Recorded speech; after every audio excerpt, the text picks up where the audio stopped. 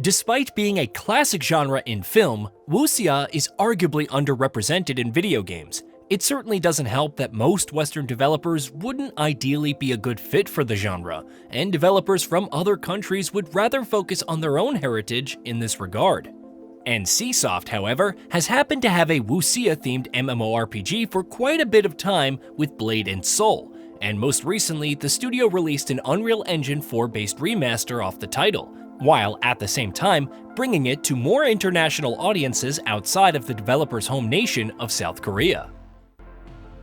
Being a massive fan of classic martial arts and wuxia movies, the chance to experience Blade and Soul Neo was too good to pass up. Unfortunately, however, playing the MMORPG felt a bit too much like playing an older East Asian MMORPG from back in the 2000s in all the wrong ways. Blade and Soul Neo has quite a few issues that will likely hamper it from truly breaking into the international MMO market, where genre behemoths like World of Warcraft have dominated for so long despite having barriers to entry in the form of an upfront buy-in as well as a monthly subscription cost. The fact that Blade and Soul Neo is a free-to-play game becomes incredibly evident not just with the fact that you don't have to pay any money to start playing, but also once you actually spend some time with the game and look at all the different ways it has been monetized.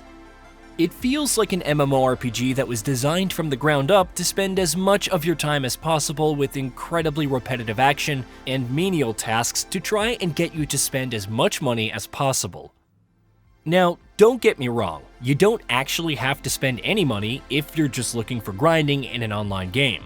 In fact, Blade and Soul Neo allows you to grind out just about everything you could possibly want just through pure gameplay. And while this might sound like a great idea in theory, in practice, you're bound to get lost in the myriad of different currencies, crafting materials, marketplaces, ways to partake in the player economy, and even cosmetic items. Things start out innocently enough with Blade and Soul Neo. There's an extended tutorial section that slowly introduces you to the core gameplay mechanics of your class and gives you some simple gear to start out with before you get thrust into bigger fights. Very quickly after the tutorial, however, the pacing takes a massive jump off a cliff.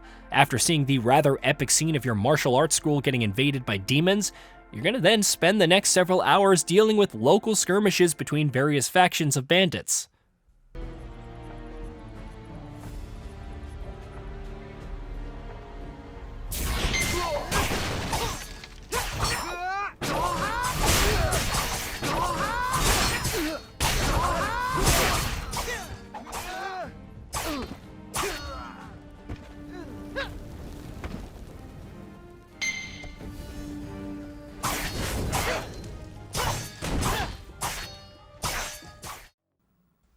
The core gameplay is simple enough, and rather than using the tab targeting style of gameplay that was made popular by World of Warcraft and has since been adopted by just about every 3D MMO out there, Blade and Soul Neo instead has you ducking, weaving, dodging, and striking, much like you would in traditional third-person action games. You get a few skills depending on your class of choice, and from that point on, things don't really change much. Sure, you get access to more abilities as you level up, but the core gameplay of your class that gets introduced to you at level 1 never really felt any different when you reach, say, level 10. As a Blade Master, I was still occasionally blocking attacks to gather up energy points that I could then use up with a powerful thrust attack. Sure, the fact that enemy attacks were telegraphed well enough to make timely blocking simple and rewarding might be fun, but there is never really any variation introduced. The only real change that happens as you continue to gain levels and new equipment is that you might see a few damage numbers get larger. Speaking of your class, you get a few options in Blade and Soul Neo during character creation. After you pick out your race, you then get to pick your class. There are a total of 14 different classes, each featuring their own style of gameplay and a couple of unique mechanics. Some might be better off as frontline melee fighters, while others might be better off sneaking behind enemy lines to land some sneak attacks. Some players might even decide to stay in the back, buffing their allies with helpful spells. Ultimately, just about every class feels fundamentally the same. The only real differences tend to be the one core mechanic. The Blade Master, for instance, has to make heavy use of their ability to block. The Assassin, on the other hand, is constantly looking for ways to use stealth so that they can land powerful critical hits. The experience is further brought down by the simple fact that enemies aren't really designed with the idea of pushing your class to its absolute limits. Just about every enemy in the game tends to have one massively telegraphed attack that you can easily dodge or block and start pushing out those combos.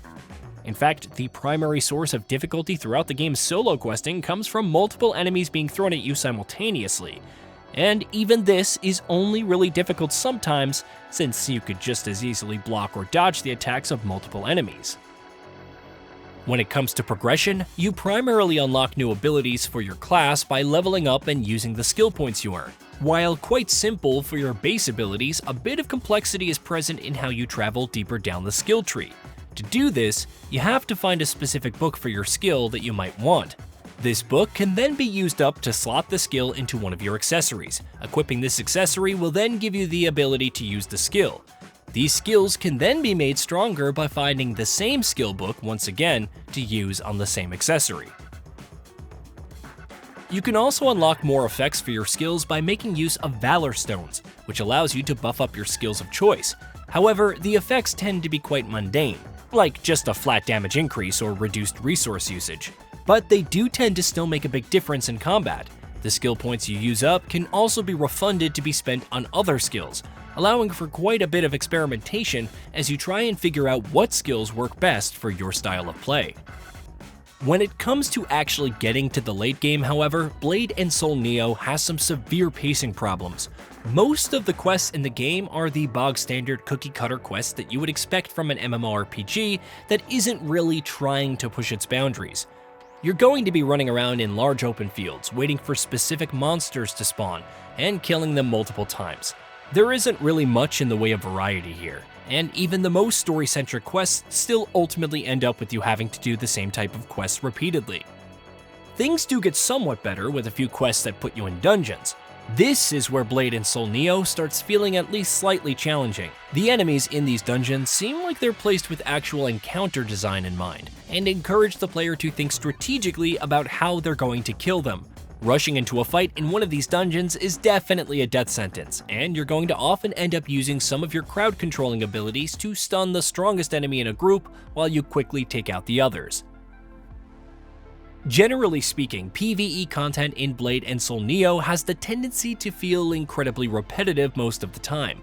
There are a few highlights, like when you hit up a dungeon with a group and all of you band together to complete it. The vast majority of the time, however, the game is filled with incredibly boring and uninspired quests. The game thankfully features great matchmaking that lets you jump into dungeons with other players quite easily. The only thing you have to be careful about is making sure that your level and gear are up to snuff. The UI in Blade & Soul Neo feels quite cluttered. However, when it comes to functionality, it works just fine.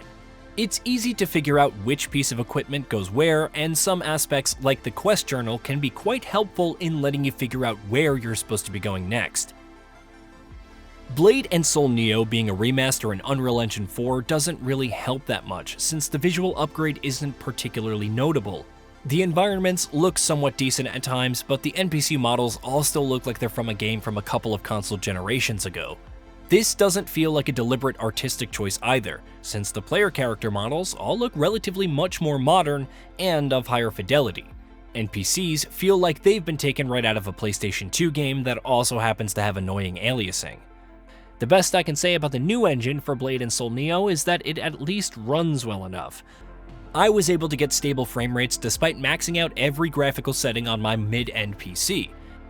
All in all, Blade & Soul Neo isn't a particularly good MMORPG.